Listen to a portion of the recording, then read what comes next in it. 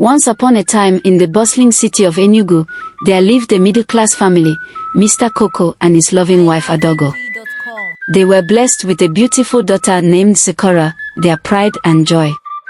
Zikora was a bright and ambitious young woman who, after graduating from Southwest University, found love in Tochukwu, a charming and dedicated young man she met during her third year of study.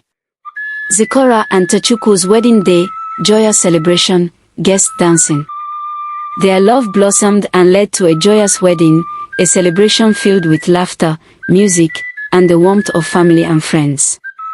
After a blissful honeymoon in the paradise of Bora Bora, Zikora and Tochukwu returned home, their hearts full of love and excitement for their new life together. Mr. Koko and Adogo welcomed them back with warm hugs and smiles. Adogo: "Welcome back, my darlings. How was Bora Bora?" Zikora smiling: "It was magical, Mom. We had the best time." Mr. Koko: "I'm glad to hear that. Now that you're back, we have something important to discuss."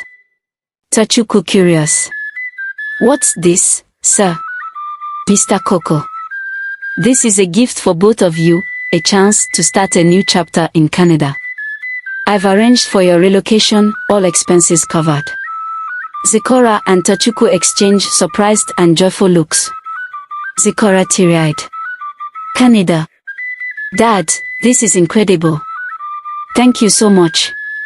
Tochukwu: "We are truly grateful, sir. This is beyond our wildest dreams." With this generous gift, Zikora and Tochukwu's future seemed even brighter. They began to imagine the endless possibilities that awaited them in a new country. The couple embraced Mr. Koko and Adogo, the room filled with warmth and gratitude. Elated by the news, Zikora and Tochukwu knew that their love and determination would carry them through this exciting journey ahead. Elated, the couple began their travel preparations right after their honeymoon. Tochukwu, having some professional experience, felt confident about the move. However, Zikora, who had never worked, needed to submit a CV as part of her application. This posed a significant challenge. Enter Mr. Is, a middle-aged man and the family's trusted driver, who had started driving Zikora after the wedding. Mr. Is was more than just a driver, he was considered part of the family. He had been with the family for years, witnessing Zikora grow from a young girl into the remarkable woman she had become. When the CV challenge arose, Mr. Is offered a solution. Unknown to many, he owned a cyber cafe and suggested he could stand in as Zikora's employer. Zikora, relieved: "Really? You do that for me, Mr. Is?" Mr. Is smiling warmly: "Of course, Zikora. Consider it done. We are family, after all." With Mr. Is's help, they prepared a CV and submitted all the necessary travel documents. Weeks of anxious waiting followed. The couple often found themselves daydreaming about their new life in Canada, picturing the opportunities and adventures that awaited them. 6 weeks later, on a rainy Tuesday evening, as Tochukwu and Zikora enjoyed a cozy dinner, an email notification broke the calm.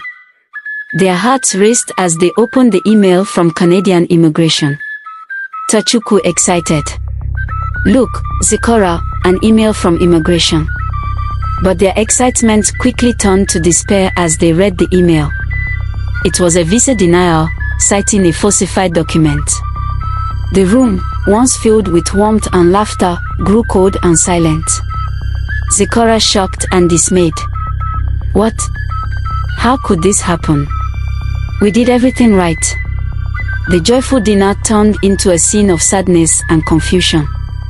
Their contact in Canada, who had assured them of a high chance of approval, was equally stunned and promised to investigate the matter. Zikora's mind raced with questions, her dreams of a new life seeming to slip away. They decided to file for an appeal, hoping for a reversal of the decision. During the investigation, they discovered that when Immigration had contacted Mr. Is to verify Zikora's employment, he had denied knowing her. This revelation was like a dagger to Zikora's heart. Tachuku angry and frustrated. How could he betray us like this?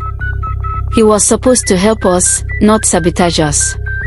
Zikora heartbroken. I can't believe this. Mr. Is was like family to us. Why would he do such a thing? Heartbroken and feeling betrayed, Zikora couldn't understand why Mr. Is, whom they trusted and treated like family, would do such a thing. They chose not to confront him directly but found a way to let him go quietly, hoping to avoid further conflict. The sense of betrayal was deep, and it took time for them to process what had happened. 2 years later, peaceful afternoon at Zikora and Tachuku's home. 2 years passed, and life moved on. Zikora and Tachuku, though still carrying the weight of the betrayal, focused on building their future. Then, one quiet afternoon, Mr. Is returned, seeking a favor. His once confident demeanor was now replaced with a humble and desperate plea. Mr. Is nervous and hesitant. Zikora, Tachuku, I need your help. My daughter is preparing to apply for a study visa to Canada. Could you provide some guidance? This was the moment they had been waiting for, an opportunity to confront Mr. Is about his past actions. The air was thick with tension as they prepared to address the issue that had haunted them for so long. Tachuku calm but firm. Mr. Is, do you remember what you did to us? When immigration called you, you denied knowing Zikora. Because of that, our visa was denied. In shame, Mr. Is realized the gravity of his actions. His face turned pale as the weight of his betrayal sank in. He had hoped they had forgotten or moved on, but now, confronted with the reality of his actions, he felt the full brunt of his mistake. Mr. Is voice trembling. I'm so sorry. I never meant to harm you. I was scared and panicked when they called. Please forgive me. He left, filled with regret and the heavy burden of his actions. Zikora and Tachuku were left to ponder the complexities of trust and forgiveness. The pain of betrayal was still fresh, but they knew they had to find a way to move forward. Zikora and Tachuku sitting together, deep in thought. Trust, once broken, is hard to rebuild. Zikora and Tachuku learned a harsh lesson about whom to trust. Yet, their love and resilience carried them through the darkest times. They knew that despite the betrayals and challenges, they had each other, and that was their greatest strength. Zikora. We've been through so much, but we've come out stronger, haven't we? Tachuku holding her hand. Yes, we have. And we'll continue to move forward, together. And so, life moved on, with hope for a brighter future. They knew that despite the betrayals and challenges, their love and determination would guide them through. The end.